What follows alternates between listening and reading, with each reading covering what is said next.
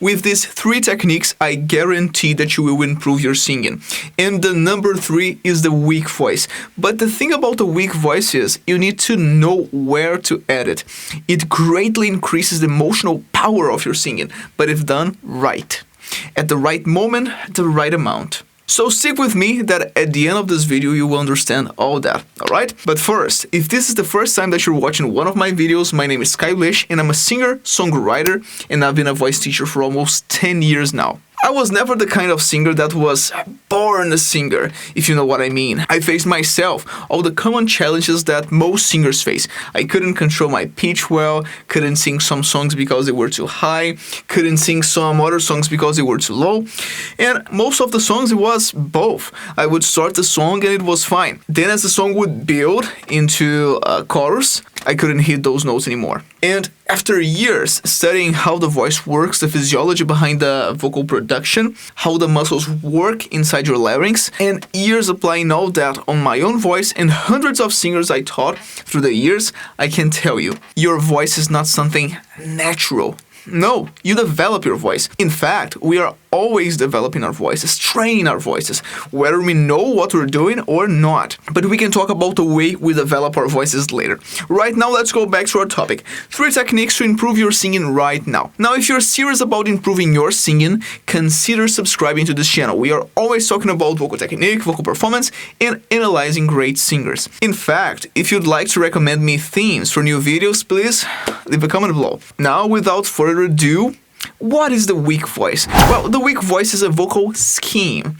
Depending on how you are arranging the muscles inside our larynxes, we have different techniques, different sounds. The weak voice is what we call a passive vocal scheme because the vocal folds are more relaxed. You don't have too much resistance against the air pressure, and you're not sending too much air pressure either.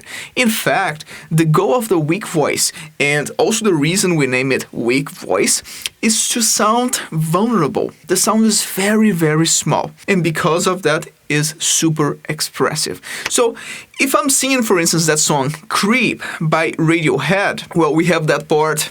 When you were here before, couldn't look you in the eye. Now, what if I try to make it super quiet using a weak voice? And you may ask, Caio, but why would you do that? Well, because I want to make it more expressive. I want to play with dynamics. I want to have some strong parts, but also some really quiet and soft sounds in my singing. So I might want to do something like this. Gonna look you in the eye. You're just like an angel. Your skin makes me cry. But keep in mind that when we use the weak voice, it is so soft that people will barely hear you. So you don't want to carry the weak voice for a whole section of the song. We want to use it for a small phrase or word, and then we change to another technique. Which leads me to our technique number 2, the worn voice. The worn voice, how we called it in vocal anthropophysiology, is a vocal scheme in which we not only have the vocal folds in active tension, so we have a stronger closure, but we are also singing in a higher range, above the E4 of the piano. So in the example of that song, Creep, later we have that high part. And if I were to sing something like this,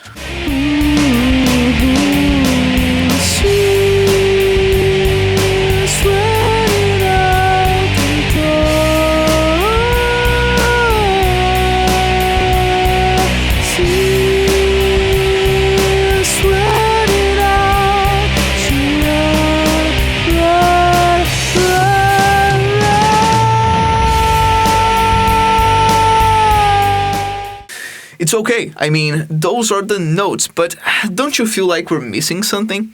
That's exactly the activation of the vocal folds. We want more muscle mass mobilized. We want more muscle engagement. So instead of letting my vocal folds relaxed, I'll activate them. It helps to think that you're calling someone on the other side of the street, like, oh, oh. Now I'll try to apply that same idea to that part of the song. Listen.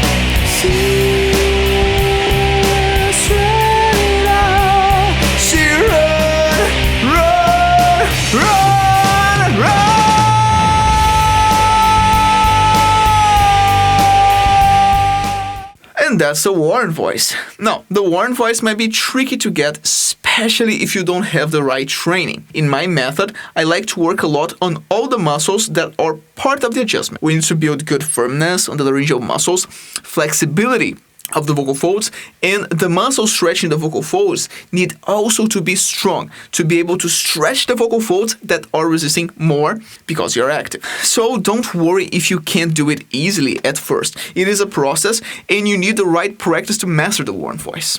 Now for the last one, I really love this one. There was this time I went out to watch a student perform with her band. I remember it was a Sunday night. The show was at a park and I sat there and I was actually watching the show and having some ice cream. And then at a certain moment of the show, one of the guys from the band, he saw me in the audience and he went to the microphone and said, "Caio, do you know Little Wing?"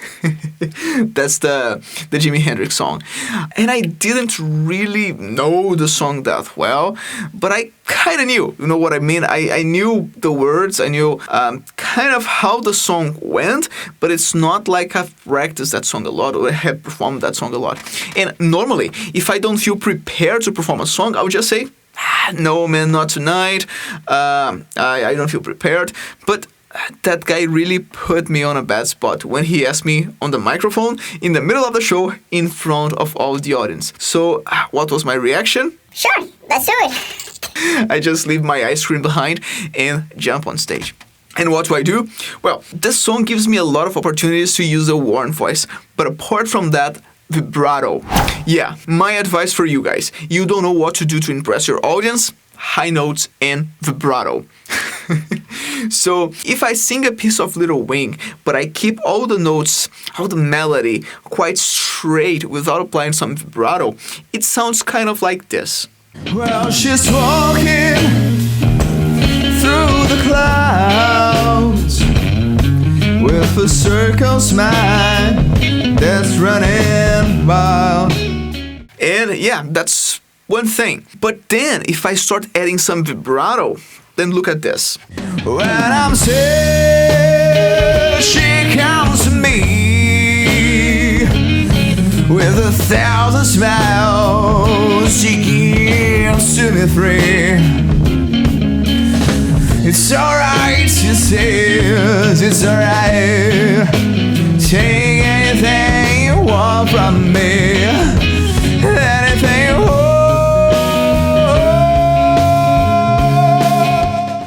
It brings a whole different feel, right?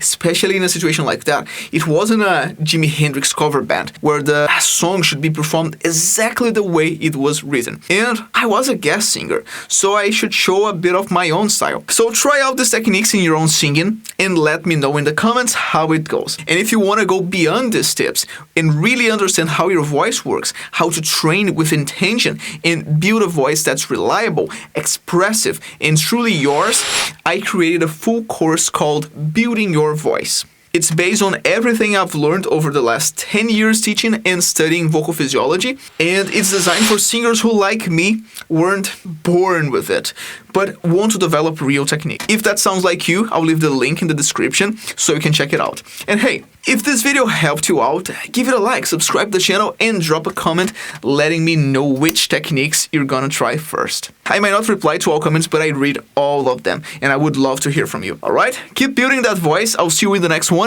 and remember, if your concepts cannot be seen in the real world, they must change, and not the world.